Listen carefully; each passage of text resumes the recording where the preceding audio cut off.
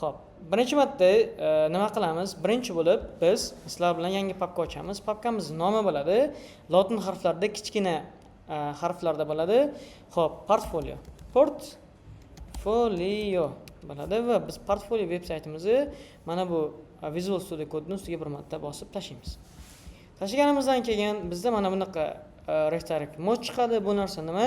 Agar men mana shu joyga ruxsat bermasam, Open Live Server qilishga kompyuterim ruxsat bermaydi.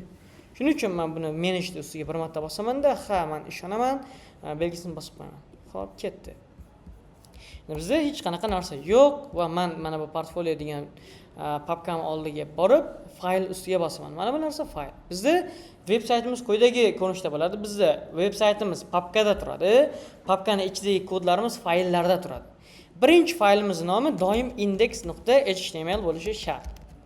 Chunki veb-saytning birinchi sahifasi doim index.html bo'ladi. Ikkinchisi about.html bo'ladi. Va uchinchisi contact.html dan iborat bo'ladi. Endi men index.html ni ustiga ishlashni boshlayman. Birinchi men shift.1 ni bosish orqali men veb-saytimning birinchi qismini bosaman. Shift bosib turib 1 ni bosaman, unda u chiqadi, unda uni ustiga bir marta bossam, veb-saytimizning asos kodi chiqadi. Endi mana bu dokument qismiga yozaman. Ismimni yozib qo'yaman. Hojiakbar shunday joy tashlayman-da. Portfolio deb yozib qo'yaman. Portfolio bo'ladi. Endi bizning veb-saytimiz quyidagi qismlardan tashkil topadi. Birinchi eng tepadagi qismimiz header dan iborat. Ya'ni bu bosh qism bo'ladi. Header, uni pastida main qismi bo'ladi va mainning pastida footer qismi bo'ladi. Footer qismidan iborat bo'ladi. Bizning veb-saytimiz mana shu 3 ta qismga bo'linadi. Header qismi nima? Header qismining ichida bizda 3 ta narsa bor. Birinchi narsamiz image bo'ladi va image bu logotip bo'ladi yoki image sizda hali image mavjud bo'lmasa, nima qilasiz? Menga o'xshab masalan h3 da yozib qo'yaman. h3 da yozaman-da, Hojiakbar deb yozib qo'yaman yoki familiyamni yozib qo'yaman. h3 yozaman-da, g'ofurov.uz deb yozib qo'yaman. Endi uni pastida bizda navigation bo'ladi, nav bo'ladi. Nav degan tegimiz ichida anchor bo'ladi. Anchorda ichida mana bu href, ya'ni link qo'yamiz. Linkni biz .slash qilamiz va birinchisiga index.html qo'yamiz. Ya'ni nuqta slash nima degani? Nuqta slash, nuqta degani mana shu, slash degani papkani ichidagi degani. Mana shu papkani ichidagi hamma narsaga biz nuqta slash bilan access olamiz. Ya'ni nuqta slash bu kalit. Men universal kalitim bor, xohlagan eshigimni ochaman. Xohlasam indeksni ochaman, xohlasam kontaktni ochaman, xohlasam aboutni ochaman. Endi men bu href bor, index.html dedimda, tepasiga yozaman. Bosh sahifa. Xo'p, endi ikkinchisi bor. Ikkinchi ani bosaman. Bu yana .slash about. Batkaman about deb yozaman. Yana bitta anchor olaman-da, uni ichiga .slash va contact deb yozib qo'yaman. Bu joyimiz contact page bo'ladi. Contact page dan iborat bo'ladi. Va biz navigationda pastida bitta button qo'yamiz. Masalan, Telegram degan bitta button bo'lsin. Telegram degan bitta buttonni olib qo'yamiz. Keyin Go Live ustiga bosaman-da, veb-saytimning bitta birinchi holatini ko'ra olaman. Mana g'ofurov.uz bosh sahifa about contact Telegram degan narsa chiqib qoldi. Endi men bu narsani yonma-yon tepaga qo'ymoqchiman. Buning uchun men mana bu header degan tegimizga style ulayman. Style deb yozaman. Display ni ustiga bosaman-da, flex degan narsani bosaman. Flex bu bizni ekranimizni mana bu qismini to'liq bitta qatorga qilib beradi. Ya'ni bizda qutilar bitta qatorga tekis teriladi. Endi qaranglar, orasi hozir har xil turibdi, to'g'rimi? Bittasi pastda, bittasi tepada, qolgani pastda. Endi shu narsani to'g'rilashim kerak. Buning uchun aytaman. Align items center, ya'ni markazga tursin. Bo'lib qoldi. Hammasi mana markazga kelib qoldi. Endi men yana o'taman. Keyingi kodimni yozaman. Align items center, justify content center. Ya'ni hammasi mana bu o'rtaga kelib qolsin. O'tdak mana center bo'ldi o'rta. Endi qaranglar, hammasi bir-biriga yopishib qoldi. Shuni to'g'rilashim kerak. Men buning uchun mana bu center deganni oldiga gap deb yozaman. Gap bu bo'sh joy. Men aytamanda 40 piksel gap yetadi. Mana ikkalasi bir-biridan o'xshaydi. Endi men hozir qilgan hamma kodlarimni olamanda, mana bu styledan boshlab turib, bu qismgacha Ctrl C qilib olamanda, mana bu nav bor-ku, Ctrl V qilib qo'yaman. Endi bu yoqqa bitta o'tsam, mana hammasi ochilib qoldi. G'ofuribus bosh sahifa, about hech narsa yo'q, kontaktda ham hech narsa yo'q. Xo'p, yaxshi. Endi bizda boshlanishiga yomon emas, yaxshi. Header qismi tugal. Endi men main qismiga o'taman. Main qismiga birinchi section deb yozaman. Ya'ni men bitta qism ochib olaman. Bu qism nomi hero degan qism.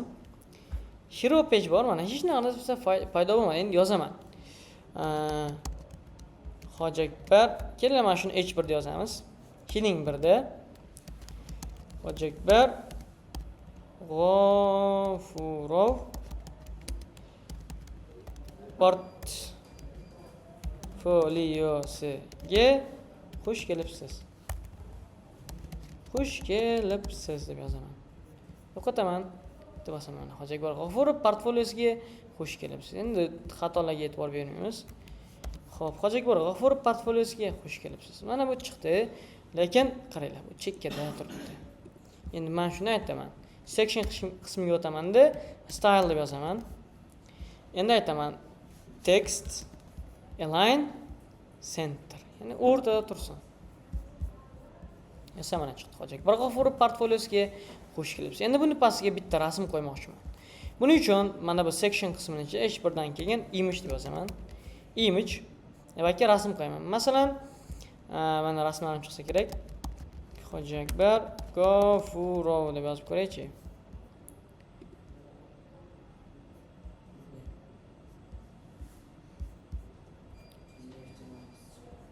Anvar G'ofurov chiqyapti-ku. Qani bo'lsa?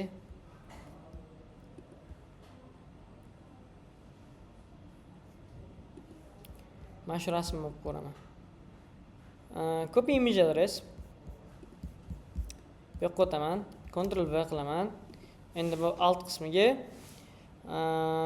rasm deb yozib qo'yaman. Bu yoqqa o'tsam mana chiqadi. Bu joy yemadi, mayli, bitta boshqa rasm olamiz. Xo'p, rasm olamiz. Masalan, qanaqa? Dev logo deb yozaman. Developer logo. Developer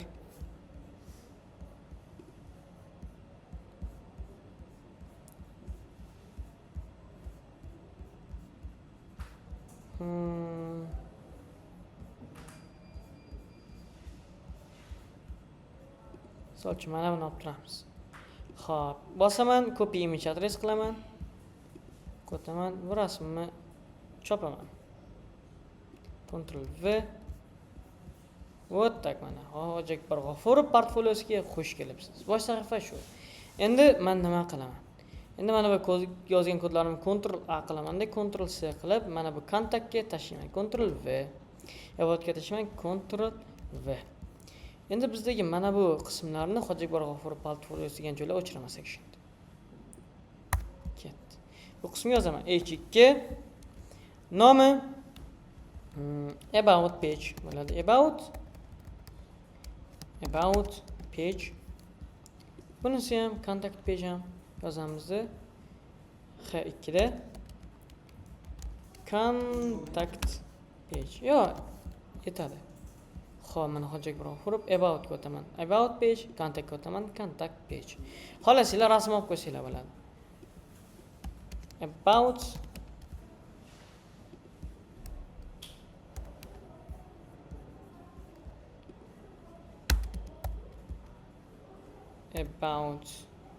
logo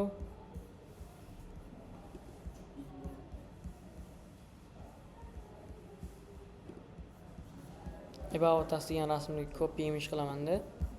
Bu yoqqa o'tib, men bu qismga image qo'yib yuboraman bitta.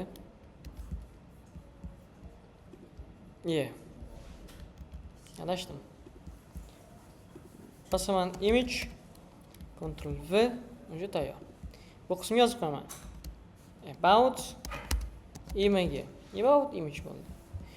Keyingisiga olamanda contact page. Contact page. Logo olaman. Mana buni olaylik. Ya'ni copy image address. Bu qo'taman. Contact. Ctrl V. Contact image. deb yozib qo'ydim. Bu yoqqa qo'taman. Endi bitta ko'rib olaman. Xo'p, bosh sahifa mana bu about. Mana bu about as rasm katta bo'lib ketgan. Va kontaktni bossam mana bu chiqadi. Xo'p, endi biz Telegramga qo'ysak bo'ladi, button qo'ysak bo'ladi va hokazo narsalar qo'yib chiqsak bo'ladi. Xuddi shunaqa qilib kodlataveramiz. Xo'p, index.html da bizni veb saytimizning asos qismi. Mana bu G'ofurov o'z degan qismga ham biz link qo'ysak bo'ladi, ana ichida. Xo'p, ./index.html bo'ladi, doim buni ichida yozib qo'yaman. Bosh sahifaga o'taman, G'ofurov o'zi bitta bossam, o'ziga chiqadi. Xo'p, xuddi shu narsani yozib qo'yamiz endi. Ctrl C, kontaktga o'taman. Xo'p, buni o'taman, Ctrl V va bu qismni ham Ctrl V. Ketdik. O'tdak G'ofurov o'zi mana chiqdi. Bosh sahifa, about, kontakt, Telegram. Bossam mana chiqyapti. Endi biz Telegramga ham bosib qo'ysak bo'ladi. Qayt aytaman. Bizda mana bu yerda Telegram button bor. Telegram buttonga aytaman. Anchor olaman bitta. Anchor. Xo'p. Endi aytaman https https bitta olaylik. Menga mana shu qism kerak. https:/t.me/Hoji Akbar G'ofurov. Ctrl V. Telegram deyman. O'tda endi mana shuni ham bitta olamanda. Hamma buttonni ichini moslab chiqaman. Index bo'ldi. Mana bu qismni buttonni ichiga olaman. Ctrl V qo'ysam, buni bo'ldi. Kontaktga o'taman-da. Ctrl V qilaman. Bizda tayyor chiqadi. Xo'p, G'ofurov o'zida bosam chiqdi. Bosh sahifa about, kontakt, Telegramda bossam, avtomatik Telegramga kirib ketyapti. Ko'rdinglar-a? Xuddi shunaqa biz veb saytlarimizni qurishni boshlaymiz.